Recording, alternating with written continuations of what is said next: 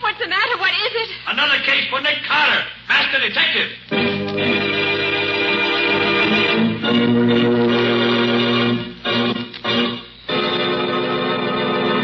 Yes, it's another case for that most famous of all manhunters, the detective whose ability at solving crime is unequaled in the case of detective fiction. Nick Carter, master detective. Tonight's curious adventure... The corpse in the cab. Or Nick Carter and the mystery of the murder in the park.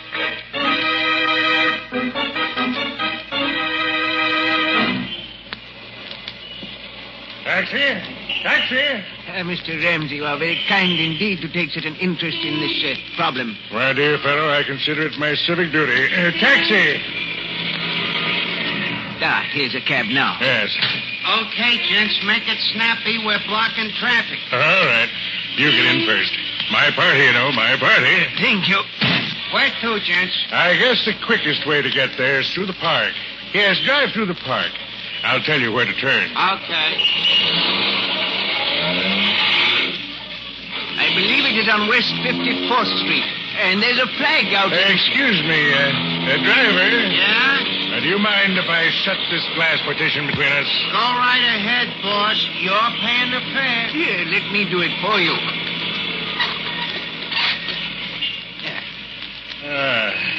Well, that's better. Nice winter evening. Stars twinkling. Ought to pick us up for the grim business ahead. Lucky thing I ran into you. Lucky thing. Yes, indeed, Mr. Ramsey. It seems fate destined me to make your acquaintance this afternoon. Yes, lucky thing. Mr. Ramsey. Just my little way of keeping air out of the windpipe. There you are, my dear fellow. Mighty lucky thing I ran into you tonight.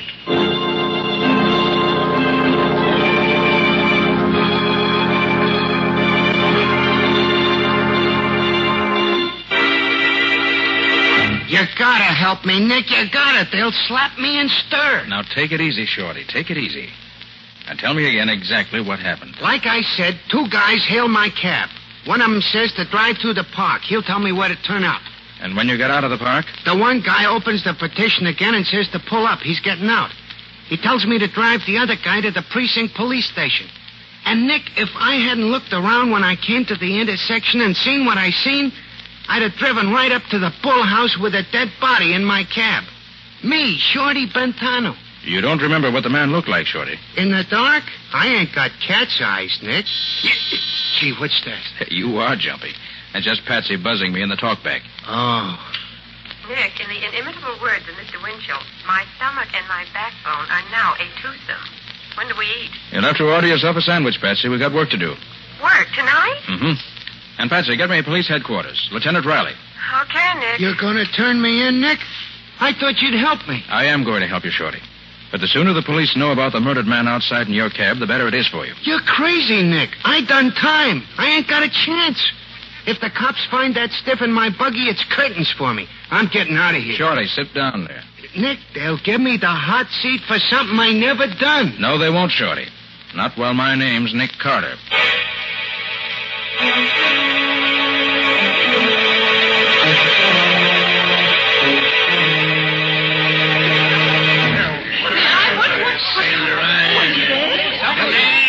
Stand back. Just a little accident, that's all. Get back on the sidewalk, buddy. Nobody gets through here.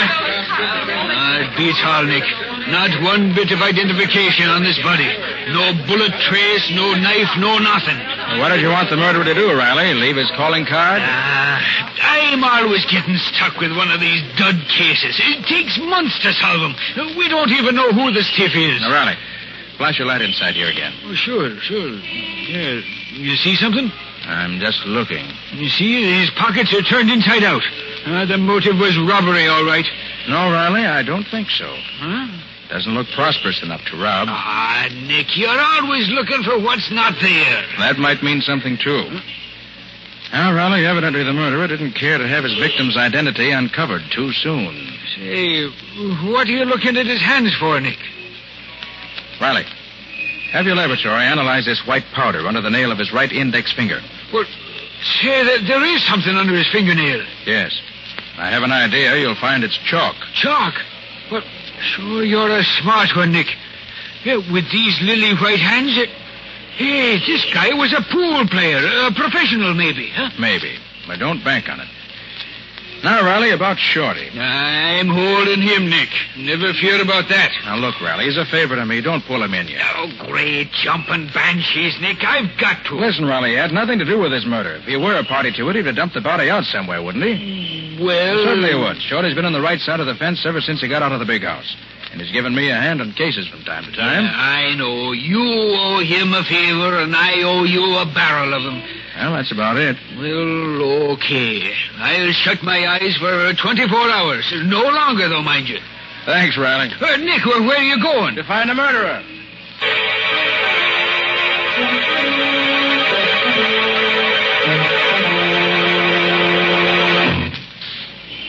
Boy, this is some buggy you got here, Nick. 4 speeds ahead, a siren, 2 searchlights. Anytime you need a chauffeur regular, I'll hire on. Like driving my car, huh? It's like handling a baby carriage. Uh-oh, we're turning into 54th Street now, Nick. All right, Shorty. Slow down a little. Now, what was it you heard your passenger say? One says the quickest way to get there is through the park. I'll tell you where to turn off. And then the other guy says it's on West 54th Street and there's a flag out. And then the other guy shuts the partition and I don't hear no more. Well, 54th Street doesn't run very far here on this side. I don't see nothing on this block. Flags. Usually on public buildings, aren't they? You think maybe this is going to be a clue, Nick? Shorty, everything's a clue when you don't have much to go on. Nick, look. Flagpole. Yeah, very handsome flagpole. Yeah, but it's a police station. A police station? Good. What's good about it? Let's get out of here. You're safe until tomorrow night, Riley keeps his word. You want I should keep going slow? Nope. I got the first link in our chain. You can put the speed on again. Where to now? To pick up Patsy. I sent her to the Bureau of Missing Persons on 30th Street. Ah, Nick, another cop house. I don't like them places.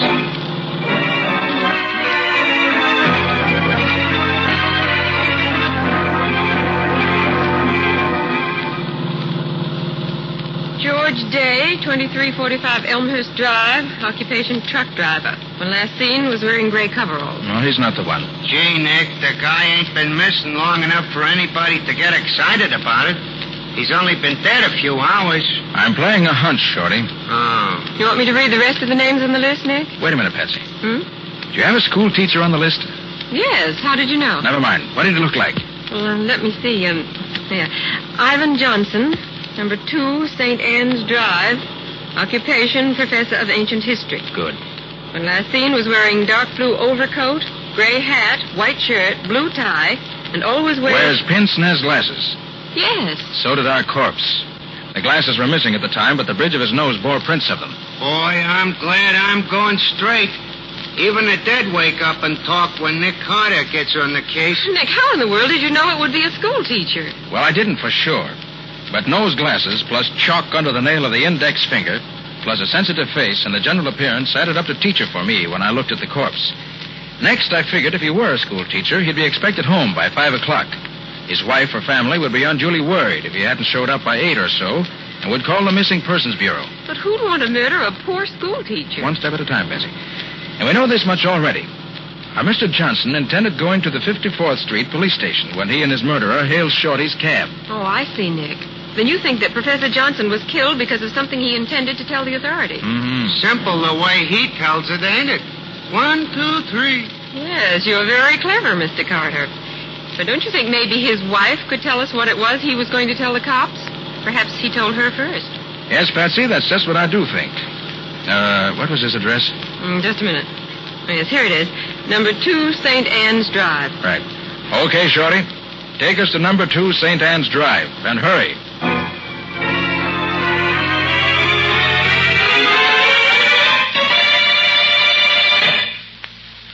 Mrs. Johnson, I'm Nick Carter, and this is my assistant, Patsy Bowen. How do you do? How do you do, Mrs. Johnson? Did the police send you, Mr. Carter? Did they find him? Did they find my husband? I'm only here to ask you a few questions concerning your husband. Oh, then they haven't found him. I really can't say. Now, tell me, did your husband mention whom he was going to see after school hours today? Ivan always comes right home after his classes. I thought that he might have had some special appointment today. Oh, no. Mrs. Johnson, how was your husband feeling when he left for school this morning? Oh, he was in such a mood this morning. Talked about right and justice until my head fairly whirled. You know, he doesn't like to see people cheated, Mr. Carter. Ivan's a very honest person. What do you mean, cheated, Mrs. Johnson? He said he wasn't going to stand by and see the students in his school tricked out of their dimes and quarters. He was going to see right and justice done. The kids are being cheated. What school is this? Central High School. Ivan is the ancient history professor. He's taught there for 12 years. And where's his office there? Why, he's had the same office all that time. Number 12 on the first floor. I've always been happy about that. It's such a sunny little room. Well, Mrs. Johnson, you've been very helpful. Do you think they'll find him tonight? Do you think something terrible has happened?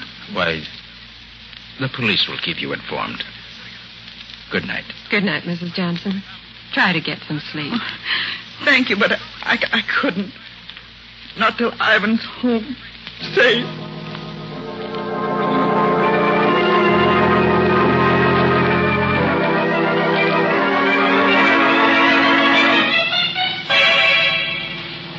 Nick, I thought you were going to the school where Professor Johnson taught. That's not over here in the West Side Business District. Glad to see you on your toes, Patsy, and working on all 4 cylinders. Nose to the grindstone, shoulder to the wheel, and all that. I'm proud of you. All right. But what are we doing over here? In just a moment, you'll see for yourself. This is the place, Nick. Right, Shorty. All right, come on, Patsy. Want me to go with you, Nick? No, you stay here and keep your eyes open. Okay, and good luck. Come on, Patsy. We still got a lot to do if we want to keep Shorty out of Lieutenant Riley's foul clutches. I'm glad they didn't lock the front door in this office building tonight. Hey, that's funny. There's no night watchman here. There usually is. Well, Patsy, never look a gift horse in the teeth. No watchman, no trouble. Hey, it's spooky in here. There's one little light in this whole foyer. Wish we'd brought Shorty in with us. He'll do us more good, keeping watch outside. You really think this is where Ivan Johnson was this afternoon? Well, we know Shorty picked him up in front of this building. And this is the only office building in this block. All the rest are warehouses.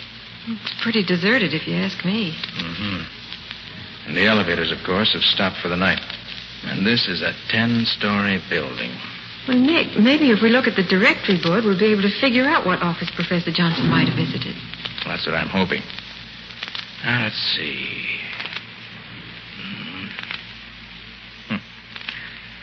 There doesn't seem to be a name on this directory that helps us out at all. There isn't, is there? Oh, Nick, what'll we do? Doesn't take much brain work to figure that one. Maybe we can tell if we have a look at the doors of the offices in this building. So, we'll just have to go from office to office. Now, come on. Let's start climbing.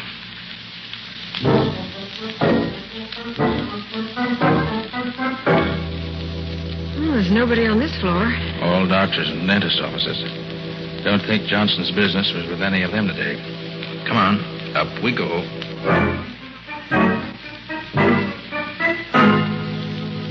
See anything on this floor, Nick?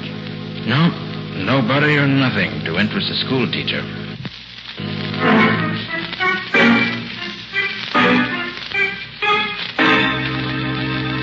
Nick, I just don't think I can make another floor. You've got to, Patsy. We must cover every floor.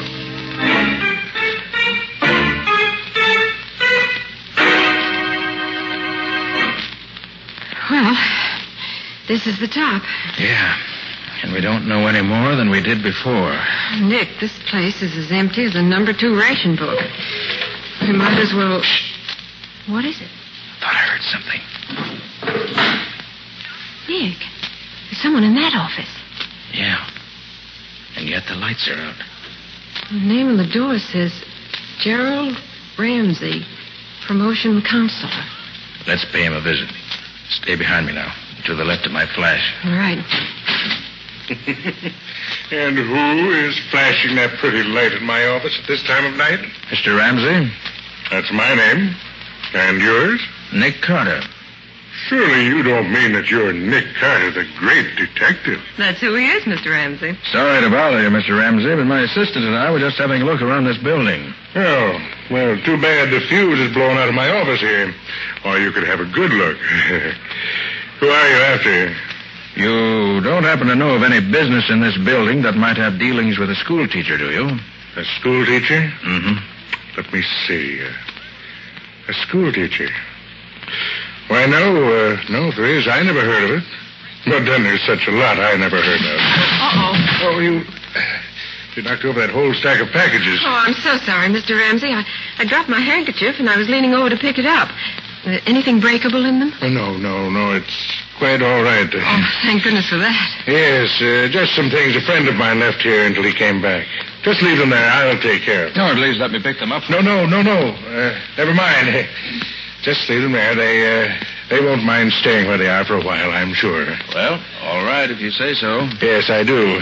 So you can just run along and continue your search for whatever it was you were looking for. Good evening. Good evening. Now, Patsy, if you're okay, we better be on our way. Sorry we disturbed your reverie, Mr. Ramsey. Reverie.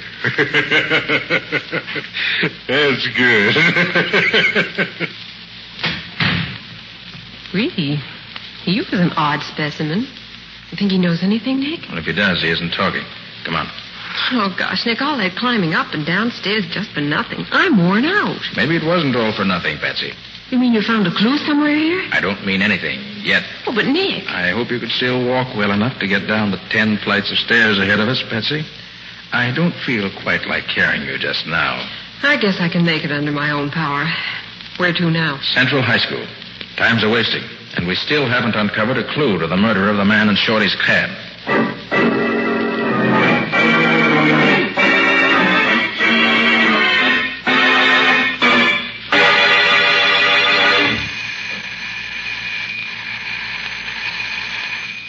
Gosh, Nick, what'd you expect to find in a schoolhouse at this time of night? Clues to Johnson's murder, I hope.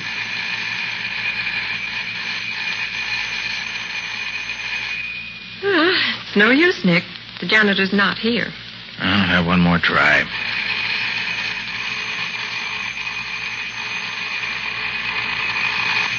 That racket should wake up the ghost of Hamlet. No answer. So? So Nick Carter's trusty pick lock will do the trick. Mm-hmm.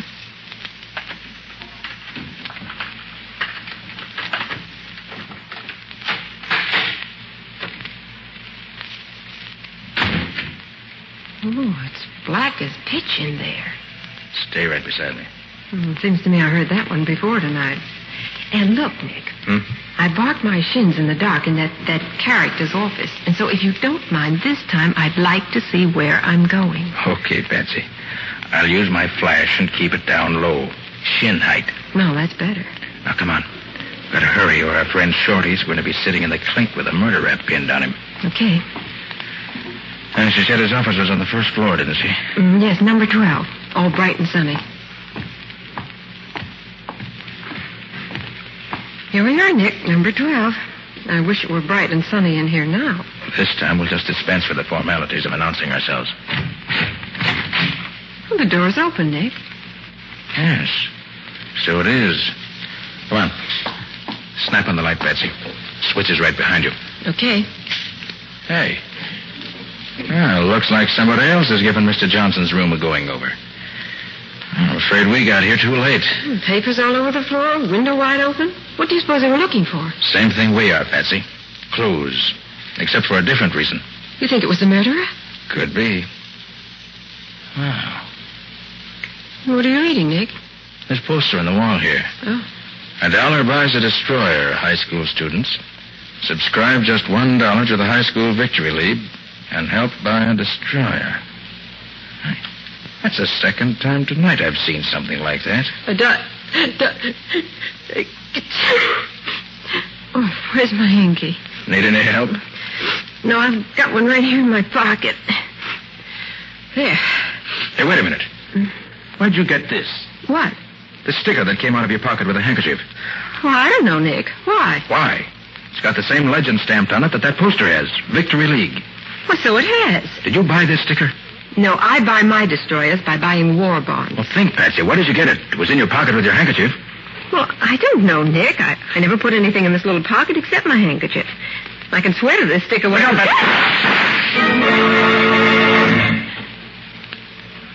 See anybody? No. No, nobody here now. Are you okay, Patsy? Well, I guess so. What happened? I just happened to look up in time to see a man poking a gun through the open window. Oh, so that's why you pushed me out of the way so fast. Yes, there was no time to be polite. Oh, thanks, Nick. Did you recognize the man at the window? No. Too bad, but he got away. Gee, Nick, you certainly shot that light out fast. Well, if he can't see us, he can't shoot us. A very logical deduction, Mr. Carter. Hey, Patsy, give me that sticker you picked up tonight.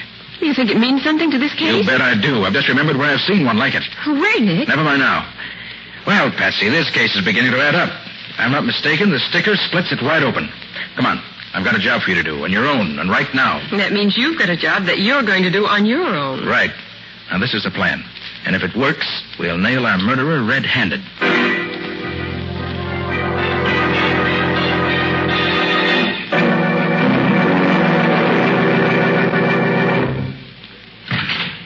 Boss, you in here? My dear fellow, you know I'm in here. Did you get the fuse fixed? Yeah, and while I was fixing it, I got something else, too. Come on in, you. Here, snap on the light and see what I picked up snooping around down the basement of this building. See? Nick Carter. Well. Mr. Carter, back again. Still looking for the same thing? No, I found what I was looking for. Oh, good. Good. It's very fine. I already lifted his rod, boss. What'll I do with him now? Huh? You've had your chance, my dear fellow. Now it's mine. You know, I have the general impression you men don't like me very well. Oh, sure, Mr. Carter. We love you. But we'll love you a lot better when you don't talk no more. Put very bluntly, Mr. Carter, but that is the idea. Now, Mr. Ramsey, just what do you think I could say that would harm you? Now, don't let him fool you, boss. When I was hiding in the bushes outside the window back there at the schoolhouse, I heard him tell the dame the case was wide open. Shut up, Lefty. Oh, so it was you who took those shots at us through the window? Yeah, and you ain't gonna do nothing about it. You was pretty smart, though, figuring out it was Mr. Ramsey what rubbed out the school teacher. You are a complete idiot. Stop that fool tongue of yours. Ah, what's the diff, boss? He ain't gonna live to tell it. True. That's true. Yes, since you know so much already, we have only one recourse, Mr. Carter. Give me the gun, Lefty. Yeah, here, boss. This one's on me. Just a minute, Ramsey. As long as I'm not going to live to tell it, maybe you'll confirm a deduction I made. Certainly, my dear fellow. The condemned man is always granted one last request. Speak up. This high school victory league's a phony, isn't it? You're playing on the patriotism of school kids to get them to donate their money to build destroyers and planes, but the money never gets any further than your own pocket.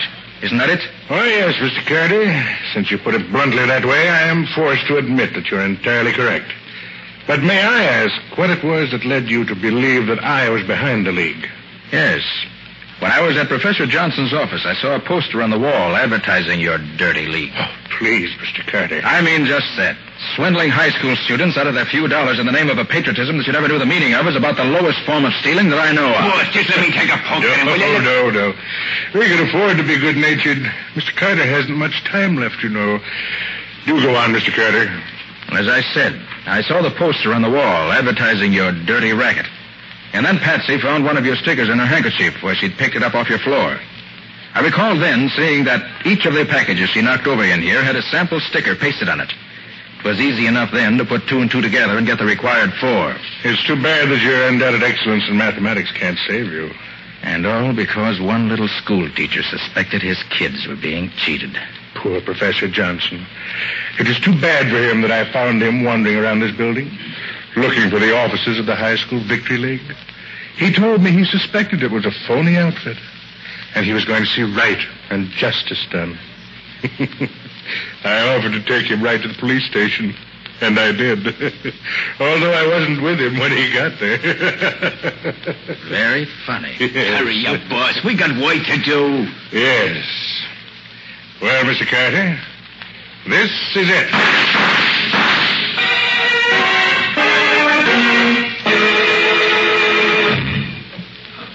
Blast and banshees, Nick. Don't do this to me again. I tell you, my nerves won't stand it. Oh, what's the matter, Riley? You got your men. Lying on the ground here, howling like stuck pigs. Yeah, sure, but what if I hadn't hit him when he aimed at you, Nick? What if I'd missed? So, Nick, your plan worked beautifully. The whole thing. Getting yourself found by Ramsey's henchmen and my getting Riley up here to hear the confession and everything. Yeah, Patsy, but don't run such a split-second chance of life and death again, Nick. My heart won't stand it. Well, it was worth it. Just to see Ramsey walk into the trap like a bear looking for honey. Hey, Nick. Oh, Shorty, come on in. Take a look at our handiwork. Gee, so that's the bum who tried to frame me to the hot seat. He'll be getting it himself before long, thanks to Nick Carter. Riley, I want to tell you something. Of all the criminals I've tracked down, catching Ramsey gave me the most pleasure. A fellow like that, trading on the patriotism of school kids, is about the lowest rat in the world. Why, bad as the Nazis are, a guy like this is worse. You're right, Nick. You said it, Nick. Well, Riley, you've got all the evidence you need. Mm-hmm. The package of posters in the next room, the package of stickers here, and the confession. Right, Nick. We can take over from here. Thanks. Okay, Riley. So long. So long, Nick. So long, Patsy. So long, Lieutenant. Well, Patsy, come on. Chin up. Carry on and all that sort of thing. It's not my chin that's worrying me, Nick. It's having to walk down those 10 flights of stairs again. That'll be the 4th trip tonight. Why, Patsy. And at your age, too. Look, Nick, can't we just sit here on the top step for the next 6 hours? You think you'd be rested enough then to walk down the 10 flights? I think that by then the elevators will be running again. And what a wonderful invention the elevator is.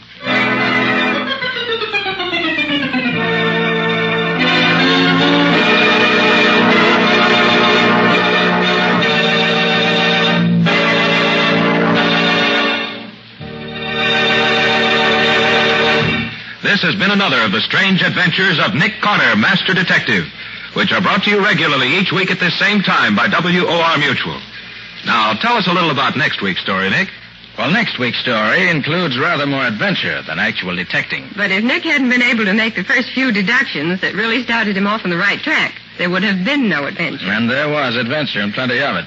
I came nearer to meeting my match when I met Dr. Donaldson than at any other time in my career. This Dr. Donaldson was a specialist in secret and dangerous poisons, and he tried one of them out on Nick. But in the end, I managed to get the better of him and solve a mystery that had the police completely stopped. We call it the empty coffin because it was an empty coffin that gave us the first clue.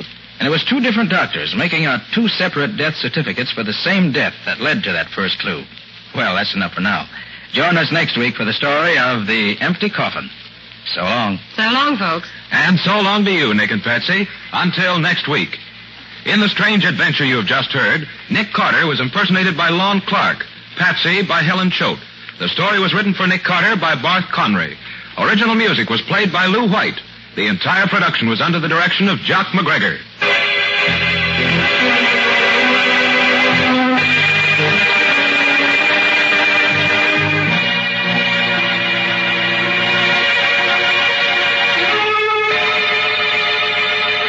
Next week at this same time, listen to another curious experience of Nick Carter entitled The Empty Coffin, or Nick Carter and the Mystery of the Doctor's Poison.